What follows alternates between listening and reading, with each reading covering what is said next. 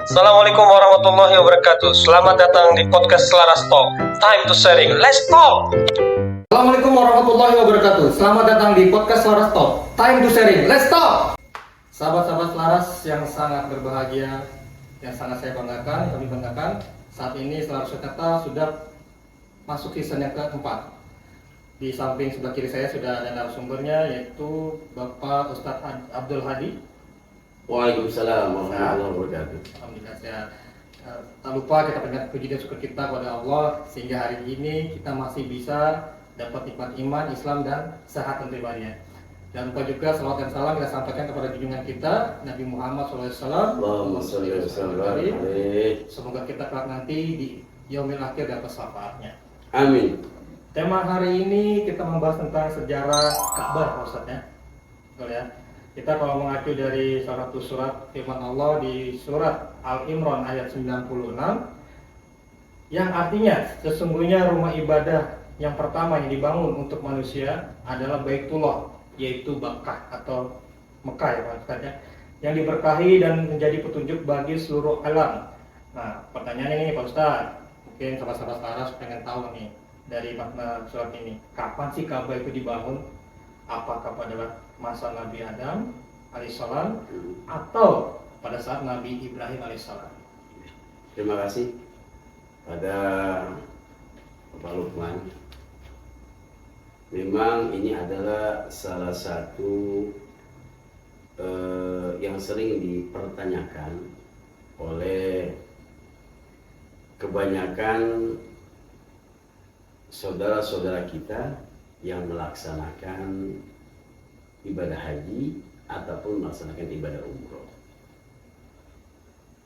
Tujuan ditanyakannya tentang masalah pembangunan Ka'bah ini adalah untuk menguatkan ya sendi-sendi i'tiqad kita, sendi-sendi keimanan kita kepada Allah Subhanahu wa Ta'ala. Berangkat dari ayat yang tadi dibacakan dalam surat Ali Imran ya, ayat 96 yang berbunyi inna awwala baitin wudi'a linnas. Sesungguhnya rumah yang pertama diletakkan ya untuk manusia. Jadi pembangunan ini Allah perintahkan kepada seorang nabinya memang sengaja dibangun untuk umat manusia. Karena wudi'a ya. Wudi'a ini adalah fi'lul madhi bil majhul. Ya kalau dalam ilmu grammatical ya Arabic language itu namanya passive voice. Nah, passive voice. Seperti I open the door. The door is open by me. Ya. Jadi yang dikatakan wudi'a, siapa yang meletakkan? Yaitu Allah Subhanahu wa Ta'ala melalui nabinya. Wudi'a linnas lalladzi bi Bakkah. Diletakkan pertama kali untuk manusia bi Bakkah, yaitu di Mekah. Atau banyak yang menafsirkan Bakkah ini adalah curahan air mata. Karena ketika orang melaksanakan ibadah umroh dan melaksanakan ibadah haji, itu secara tidak langsung berjatuhan air matanya. Karena apa? Melihat kebesaran Allah Subhanahu wa Ta'ala yang diproyeksikan dengan adanya pembangunan Ka'bah ini. Bibab kata mubarakan wa hudan lil alamin. Jadi mubarakan ini artinya memberikan satu keberkahan di seluruh kelilingnya. Nah, berkah ini ada dalam satu buku yang bernama Al-Mawsu'ah Al-Yusufiyah fi Bayani Adil Sufiyah, yang dikatakan mubarakan ini ataupun al-barakah ataupun tabarruk ya, itu artinya ziyadah wan nama, bertambah dan berkembang. Nah, artinya ketika orang itu melakukan ya melakukan satu ziarah ke Mekah itu, orang tersebut menambah dalam dirinya nilai-nilai kebaikan dan berkembang kebaikan-kebaikan dalam dirinya, karena apa? Bertambah rasa keyakinannya, akidahnya menjadi kuat.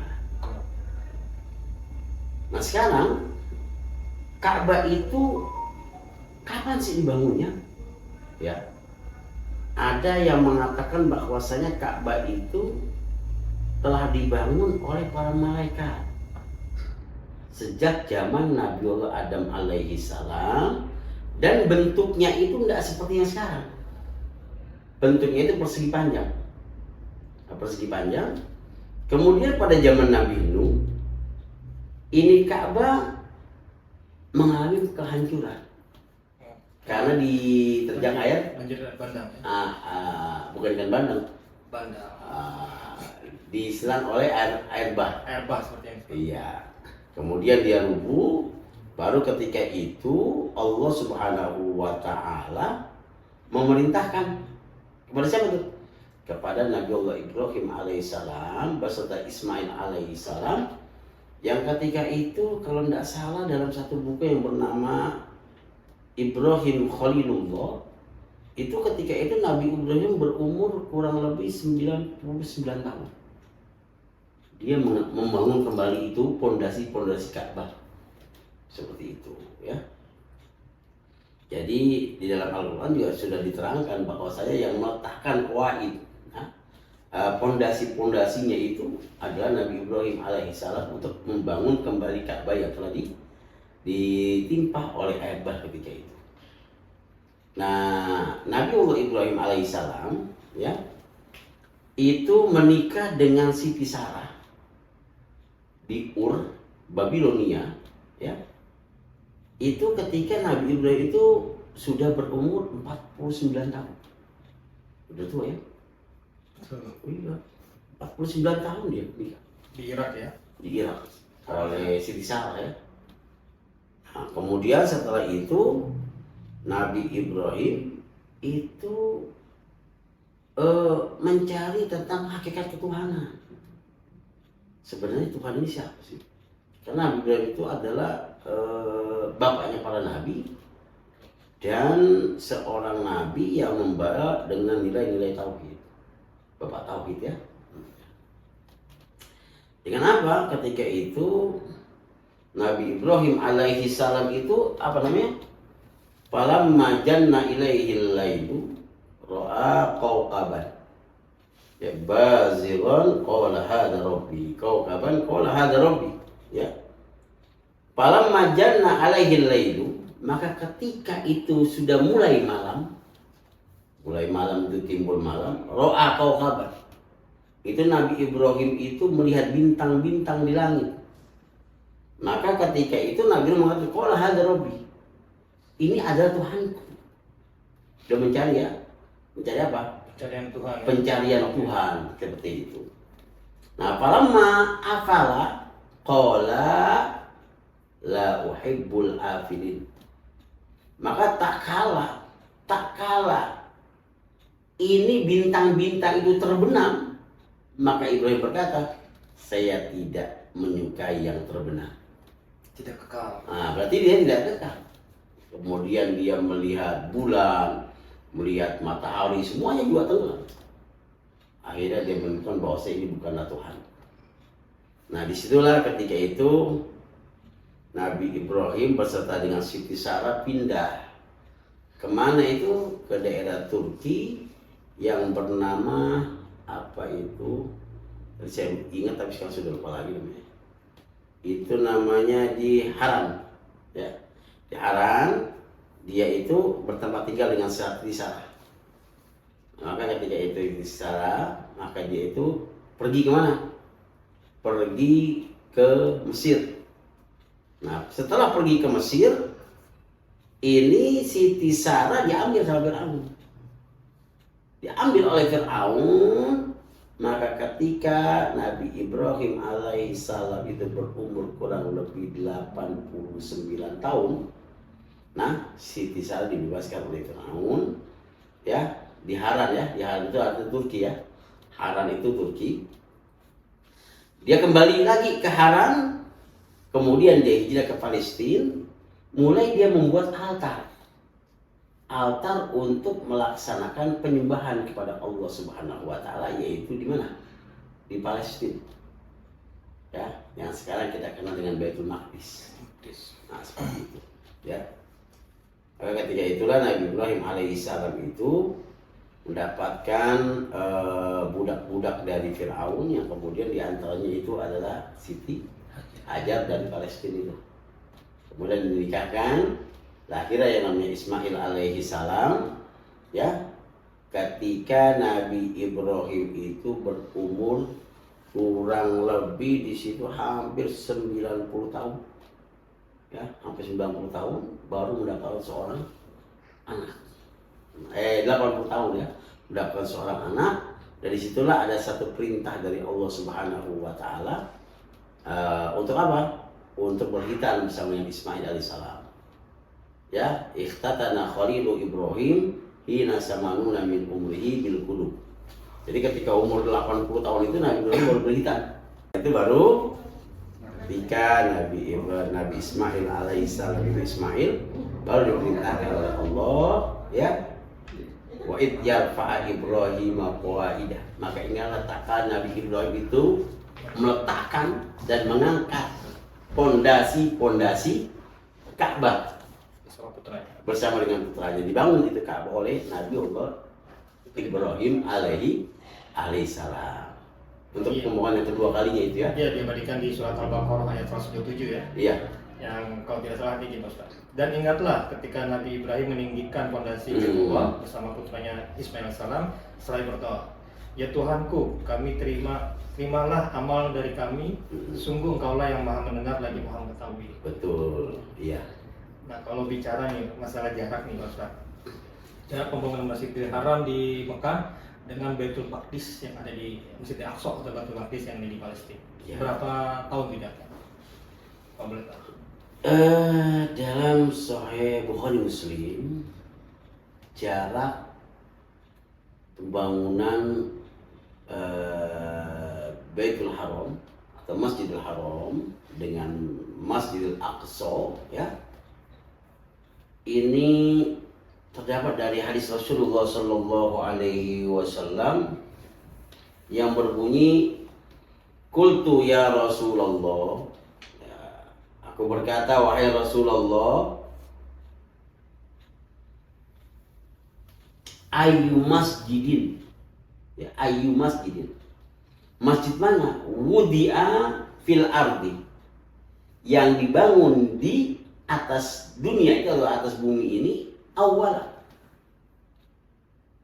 Masjid yang mana yang pertama kali dibangun di bumi ini? Ada seorang sahabat bertanya kepada Rasul Sallallahu Alaihi Wasallam. Qala al-Masjidul Haram. Jadi yang pertama kali yang dibangun di atas bumi ini adalah Masjidil Haram. Kultu sumayun.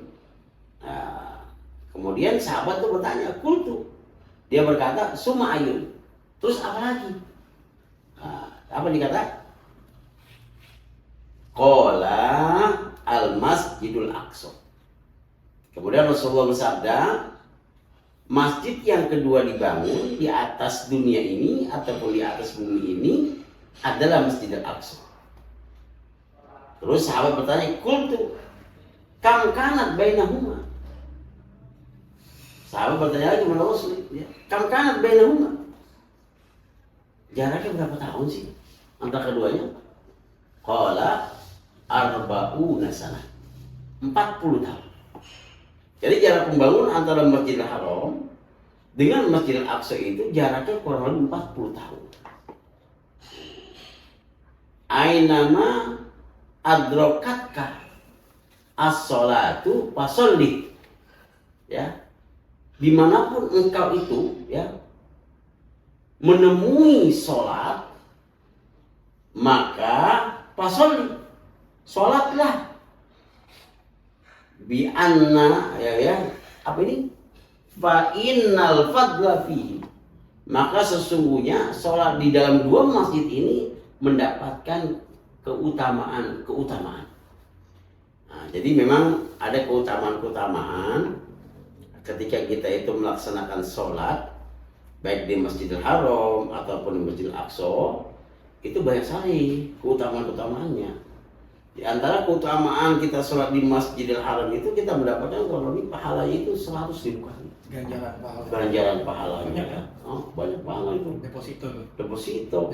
Tapi jangan diasumsikan, wah saya udah umroh nih, udah haji, udah 10 hari di Masjidil Haram, 5 waktu lagi sholatnya. Iya, bareng imam tapi ya. Bareng dengan imam 5 waktu. Satu waktu dapatnya berapa?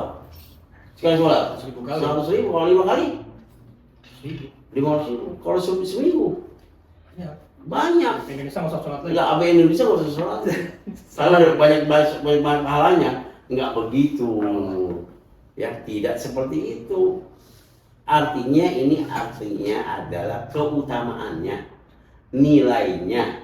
Tetapi sholat ini jangan ditinggalkan. Kewajiban. Kenapa? Awwalu ma yuhasabu bihil abdu yaumal qiyamah as-sholatu. Yang pertama kali dihisab pada seorang hamba nanti hari kiamat itu adalah sholatnya. Pertama sholatnya itu yang nanti akan dihisab. Sholatnya bagus, ke belakangnya pasti. Nah, kalau sholatnya bagus, ke belakangnya bagus. Kalau sholat tidak bagus, ke belakangnya pasti tidak bagus juga. Pasti tidak bagus juga, karena itu indikatornya ya adalah sholat. Karena sholat itu adalah satu komunikasi seorang hamba dan pengabdian seorang hamba kepada Sang Khalik. Tadi kan 100.000 tuh di Masjidil Haram. Kalau di Masjidil Aqsa, Palestina berapa? Masjidil Aqsa ada yang mengatakan ini dalam satu hadis 1.000 kali. Ada yang mengatakan juga 500 kali. Masjid Nabawi? Masjid Nabawi 1.000. Jadi antara 1.000 sampai 500 sampai 1.000. Iya. Aqsa, ya. Masjidil Aqsa itu yang sahih itu adalah 500. 500 ya. 500 pahalanya. Kenapa? La tushaddu rihal illa salasa masajidah. Tidak ditekankan untuk satu perjalanan kecuali 3 masjid. Yang pertama Masjidil Haram, yang kedua Masjid Nabawi, yang ketiga Masjidil Aqsa. Nah, itu yang dimuliakan. Ya, itu seperti itu. Nah, ini masalah pembangunan antara Masjidil Aqsa dengan Masjidil Haram ataupun Masjidil Haram dengan Masjidil Aqsa ya atau Baitul Maqdis, banyak sejarah-sejarah awal itu mengatakan bahwasanya Masjidil Aqsa itu dibangun oleh Nabi Sulaiman, ya, ataupun Nabiullah Yakub ketika itu, karena dia memang terlahir di daerah Palestina, ya. Tetapi mungkin ini pembangunan kembali, ya, pada zaman Nabi Sulaiman ataupun Nabi Yakub. Hakikatnya pembangunan Masjidil Aqsa itu dibangun pula oleh siapa? Nabiullah Ibrahim alaihissalam, ya, yang jaraknya antara pembangunan Masjidil Haram dengan Masjidil Aqsa itu 40 tahun. Karena apa? Karena Nabiullah Ibrahim alaihissalam tak kalau sudah membangun Ka'bah, dia kembali lagi kemana? Ke Palestina. Dia dipercaya makam terakhir beliau di Hebron. Ya, makam terakhir Nabi Ibrahim itu di Hebron. Ya. Di Hebron. Setelah dia itu menikah untuk yang keempat kalinya. Jadi Nabi Ibrahim itu dalam buku Ibrahim Khalilullah, Ibrahim kekasihnya Allah, Nabi Ibrahim itu nikah sebanyak 4 kali. Yang kita tahu kan 2 kan? Yang kita tahu 2. Siti Sarah sama Siti Hajar. Siti Sarah dan Nabi Isa, Siti Hajar dan Nabi Ismail. Nabi Ismail. Memang untuk yang istri yang kedua ini, yang pertama itu namanya Konturo. Nah, Konturo itu dia mendapatkan anak kurang lebih 5 orang. Nah, yang satu lagi sebelum Konturo itu dia mendapatkan anak 7 orang. Saya lupa namanya istrinya yang ketiga itu. Nah, ini tidak ada yang menjadi rasul, tapi ada yang menjadi nabi 2 orang. Cuma tidak terkenal, ya, seperti Nabi Ismail dan Nabi Isa, seperti itu. Nah, Nabi Isa pun dimakamkan di Hebron, ya, karena dia itu istrinya bernama Rifqah, ya, namanya Rifqah. Di sampingnya dia itu, di samping Ishak itu Nabi Isa bersebelahan. pun dengan Siti Sarah dengan Nabi Ibrahim sebelah. Nabi Siti Sarah dengan Ibrahim. Nabi Ibrahim pun dia bersebelahan. Nah dulunya itu gua dibeli oleh orang Yahudi. Seharga berapa shekel? Itu harganya itu tinggi sekali. 1.000 atau berapa itu belinya oleh karena Nabi Ibrahim itu kan akhirnya nomaden. Ya, nomaden itu artinya berpindah-pindah tempat, Sering hijrah ya. sering hijrah yang tidak mempunyai tanah, ya, tanah sendiri. Makanya ketika Siti Sarah meninggal dunia, itu Nabi Ibrahim memberikan sebuah gua di Hebron itu. Maka dimakamkan dari situ Ibrahim dengan Siti Sarah, Nabi Isa dengan Rifqah, istri daripada Nabi Isa yang terdapat di Masjid Khalilur Rahman di Hebron. Ya ini. Oke, Pak Ustadz, pertanyaan berikutnya nih. Tadi sudah sempat disinggung ya, jaraknya kurang lebih 40 tahun ya. Iya. Terus di dalam Al-Baqarah juga 127 sudah diperintahkan gitu kan meninggikan fondasi. Ya kan? Kalau dari pas zaman Quraisy kakak-kakeknya Nabi Muhammad itu kabar gimana tuh pada masa Quraisy? Pada zaman Quraisy itu kita kenal bahwasanya sebelum Rasulullah Shallallahu Alaihi Wasallam itu dilahirkan, ya dilahirkan atas pernikahannya dengan Siti Aminah ya, Siti Aminah Abdullah dengan Siti Aminah ya. Itu ada satu buku itu, saya juga nggak ngerti itu bukunya hadisnya sahih atau tidak, tapi sering kali kita dengar ya, itu kita dengar dalam banyak saudara-saudara kita dan juga mungkin kita sering membaca itu di kitab perawi ya, kitab perawi yang bernama Dibai ya. Itu diterangkan di situ bahwasanya Ka'bah ataupun paman kakek Rasulullah yang bernama Abdul Muthalib, dia dikenal sebagai pemuka Quraisy yang disegani. Karena memang pemuka yang disegani di sana itu dialah yang menjaga yang namanya Baitul Atiq ataupun Ka'bah Al-Musyarrafah itu. Nah, pada sebelum Nabi Muhammad SAW dilahirkan itu ada satu peristiwa, ya. Peristiwa itu yaitu peristiwa penyerangan yang namanya Abraha. Ya, Abraha itu dari Yaman. Nah, kenapa itu Abraha itu ingin menyerang Ka'bah? Apa sih penyebabnya? Ya, apa yang mendasari itu Abraha itu ingin menyerang Ka'bah? Yaitu dikarenakan yang bernama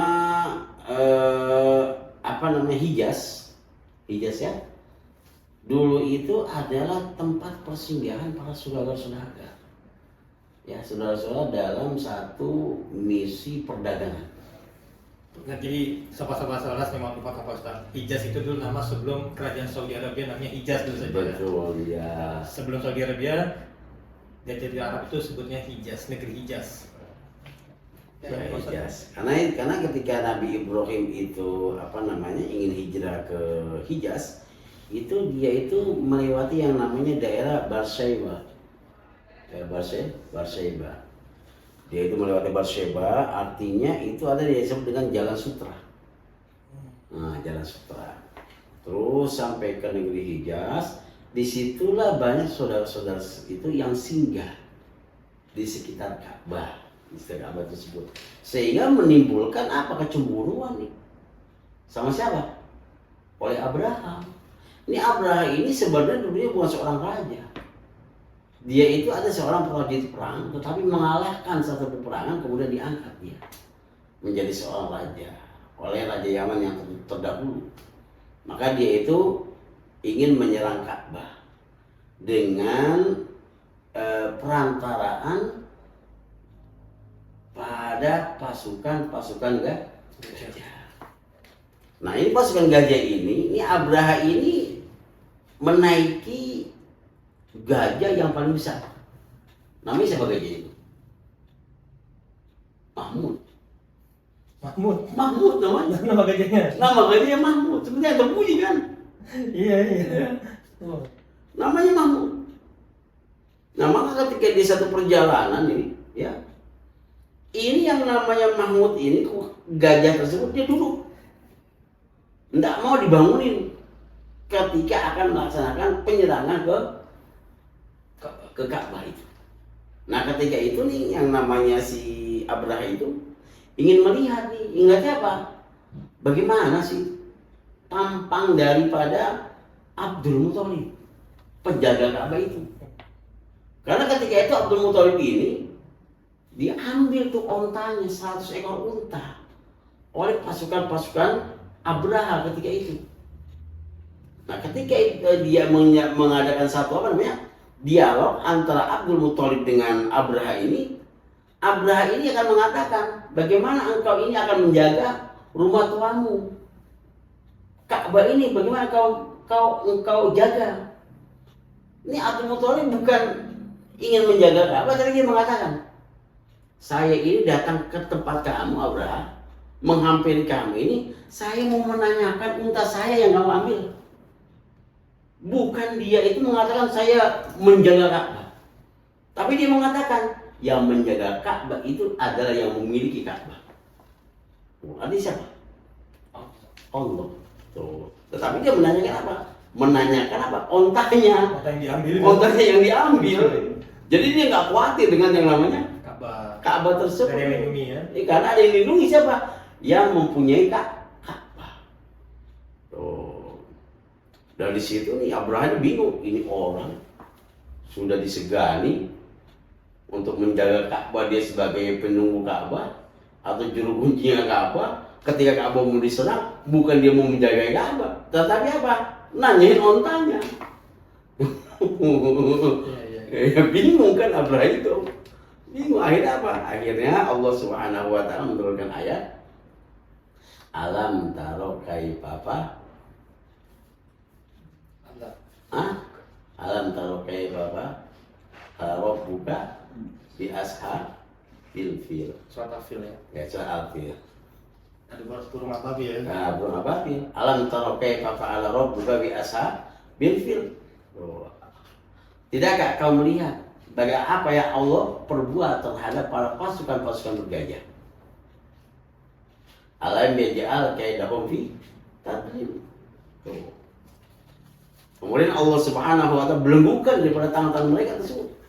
Ini diserang dengan burung-burung ababil yang dari moncong-moncongnya itu membawa apa? Kerikil-kerikil dari neraka. Akhirnya mereka itu hancur, sehancur-hancurnya. Bagaikan apa?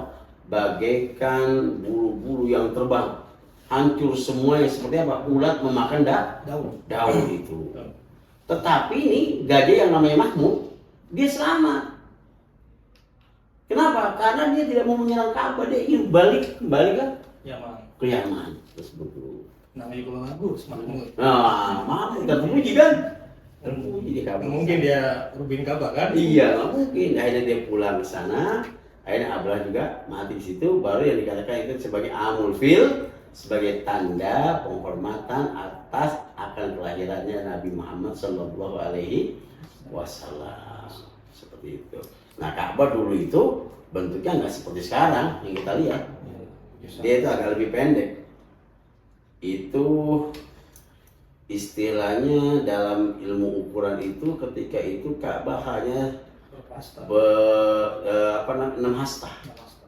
5 hasta, terus ditinggikan lagi menjadi 8 hasta, terus ditinggikan lagi pada zaman Turki Utsmani.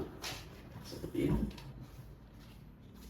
Nah baru ketika itu pada zaman siapa itu Marwan kalau tidak salah, Marwan itu Ka'bah itu dulu sebelum Marwan itu dibuat pintunya 2, pintu keluar dengan pintu masuk. Baru pada ketika zaman Marwan itu Ka'bah itu dirubah kembali ke bentuk asalnya, pintunya 1 dan kemudian tempat yang dibangun oleh Rasulullah itu ya, yang sebagai Hijr Ismail itu, karena ketika Siti Aisyah ingin sholat di situ, akhirnya Ka'bah itu pada zaman Quraisy itu menjadi bentuknya segi apa, kubus ya, kubus seperti itu. Aslinya segi panjang aslinya ya. Ya, aslinya persegi panjang. Iya, makanya kan suka pertanyaan saya, Hijr Ismail itu masuk karya Ka'bah apa bukan sih gitu kan. Gitu. Kayak pas Siti Aisyah mau sholat ya dia Rasulullah ya Hijr Ismail karena itu bagian dari Ka'bah. Bagian dari Ka'bah. Nah, tambahan mungkin Pak Ustadz tentang sejarah Ka'bah. Karena dulu gini, setiap yang lahir zaman Nabi Quraisy kan ditaruh di Ka'bah ditunjukkan seperti itu ya, termasuk Nabi Muhammad kan sama kakeknya kan gitu. Dari situ pun juga udah ada tanda-tanda ke Rasulullah di situ kan gitu loh. Mungkin ya dulu sempat ya ada sejarah juga di dalam Ka'bah banyak berhala ya kan. Istilahnya ada waktu kekosongan ya, kalau misalnya kosong kecilan dari zaman kakek dan ayahnya sendiri Abdullah gitu kan. Nah, menurut Pak Ustadz itu karena yang saya tahu nih Pak Ustadz ya, Ka'bah itu dibangun itu seperti istilahnya Nabi Adam itu kan waktu dia beribadah di dengan Allah di surga kan seperti malaikat bertauhid kan, memutari gitu kan. Nah, akhirnya pas turun ke dunia, akhirnya dibangunlah Ka'bah itu betul. Kita misalnya dari mulai Nabi Adam sampai terakhir Nabi Muhammad yang jadi pusatnya untuk istilahnya nilai-nilai tauhid, kita memuja Allah seperti malaikat memuja Allah di arsnya. Ya memang pada hakikatnya pembangunan Ka'bah itu adalah untuk menciptakan dan membentuk karakter manusia tentang pengesaan Tuhannya.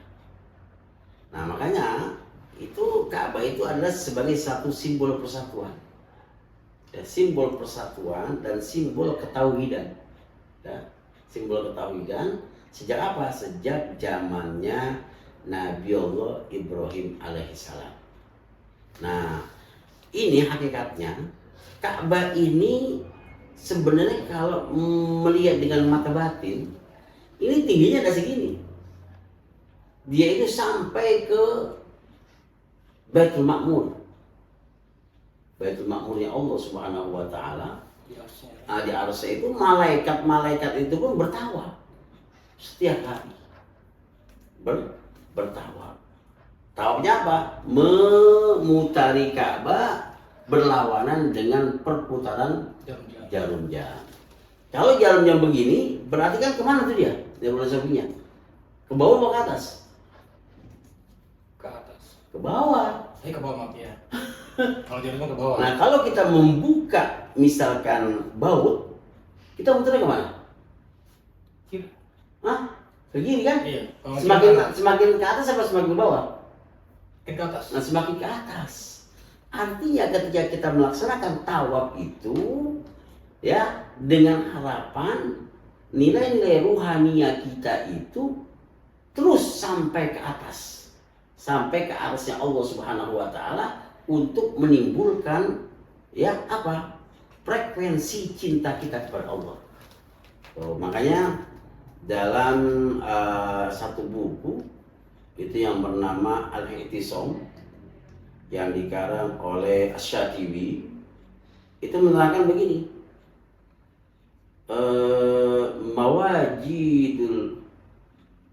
mawajid al-wijdu riqqatun nafsiyah wa hizzatu qalbiyah wa nahdatu ruhaniyah.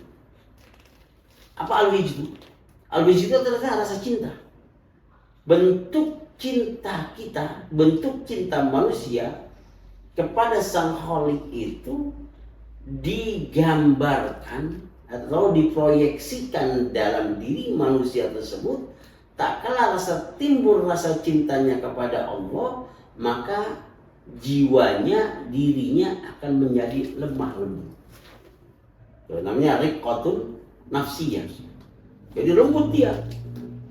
Nah, begitu pula ketika kita melaksanakan tauhid, kalau kita mengucapkan kalimat-kalimat tauhid, ya, dengan harapan timbul rasa cinta kita itu kepada Allah, ya, yang berpengaruh pada diri kita itu adalah riqqatun nafsiyah, kelembutan jiwa kita. Makanya kalau orang sudah pergi haji, pergi umroh, tahu sih dong, paling sering marah-marah mulu. Perlu dipertanyakan. Ada yang salah manasik itu. Ada yang salah manasik. Nah kalau sudah jiwa kita itu lembut, maka akan timbul apa? Hizzatu qalbiyah, getaran hati. Kalau orang Cita gimana sih? Nah kalau orang itu gimana? Lembut. Kita baru ngeliat doang kan, dari jauh kita lihat begitu, langsung apa?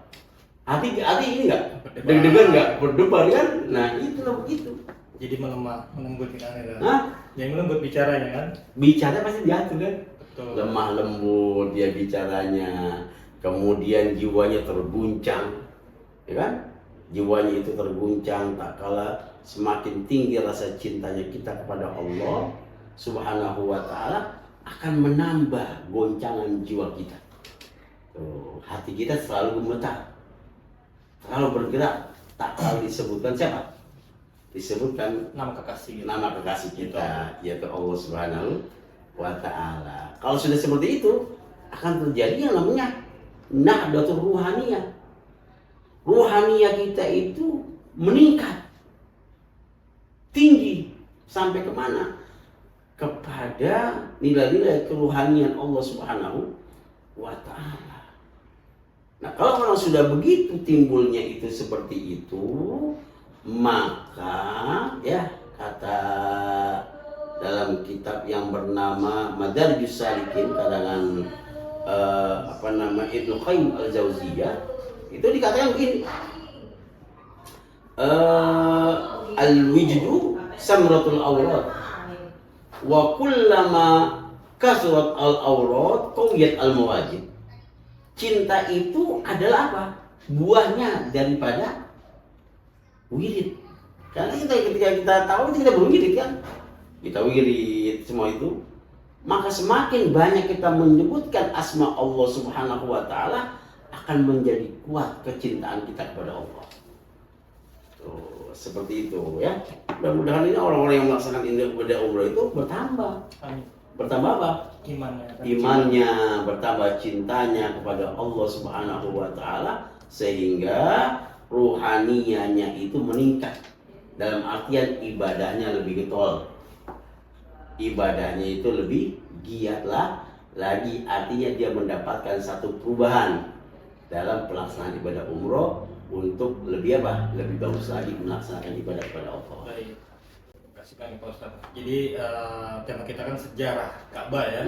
Jadi ini nanti sahabat selaras ini masih part yang pertama nih. Nanti ada part yang kedua nih, ya kan? Iya. Nanti bisa kalau ada pertanyaan kan yang kurang jelas sejarah Ka'bah mulai dari berdirinya sampai sekarang sampai zaman saat ini ya, di tahun 2024 misalnya, kita jadi tahu nih Ka'bah ini dibangun oleh siapa sih gitu kan, untuk apa sebenarnya gitu kan. Terus pernah mau dihancurkan oleh tentara bergajah dari Yaman, Raja Abraha yang ada sudah singgung sama Ustadz ya. Mungkin bisa jadi benang merah ini Ustadz, istilahnya bisa dirangkum ya, bisa dirangkum misalnya Ka'bah itu memang sudah dibangun tadi sempat ya dari zaman Nabi Adam, ya kan, terus Nabi Ibrahim, terus sempat disinggung jarak dari Masjidil Haram dan Masjidil Aqsa adalah 4 jarak pembangunan ya, bukan jarak. Betul, yang sebenarnya kan 40 tahun tahun yang di hadis ya kan. Terus ada juga perintah untuk meninggikan fondasi Ka'bah di surat Al-Baqarah ayat 127 ya maksudnya. Iya. Terus dan juga pada masa Quraisy sebelum karya Nabi itu sempat disinggung sama Pak Ustadz kan, istilahnya karena kakeknya Rasulullah Abdul Muthalib, beliau ada salah satu pemuka Quraisy yang memegang istilahnya juru kuncinya Ka'bah gitu. Itu ada yang kurang jelas, mungkin ada pertanyaan, nanti juga Ustadz akan menjawab tentang sejarah Ka'bah. Ya, ada agak jelas, Ustadz saya mau nanya ini gitu kan, silahkan di kolom channel komen YouTube kita bisa ditanyakan. Nanti kita akan bahas lagi. Baik. Terima kasih banyak Pak Ustadz atas waktunya di hari yang berbahagia ini. Sahabat Selaras, jangan lupa ditonton kembali podcast kita berikutnya di podcast yang kelima, yaitu sejarah Ka'bah season kedua atau part kedua ya. Katanya Ka'bah seperti itu. Wa id yamkuru bikal ladzina kafaru liyusbituka aw liyaqtuluka aw liyukhrijuka.